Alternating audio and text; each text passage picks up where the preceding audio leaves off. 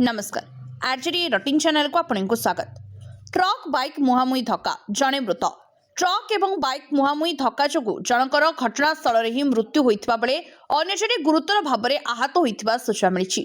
सूचना मुताबक कोलनारा ठरू रायगड़ा अभिमुखे अजित जिलाकार एवं Jitu Jilakar bike number OD 18G 7649 आसुथुबा सबरे जेकेपुर ब्रिज रे रायपुर अभिमुखे जाउथुबा ट्रक नंबर OD 18K 4654 सह मुहांमुही धक्का होइतला। फल घटनास्थल ही बाइक चालक अजित जिलाकार मृत्यु होइतबा बेले बाइक पछरे बसिथिबा जितु जिलाकार गुरुतर भाव में आहत होइछंती।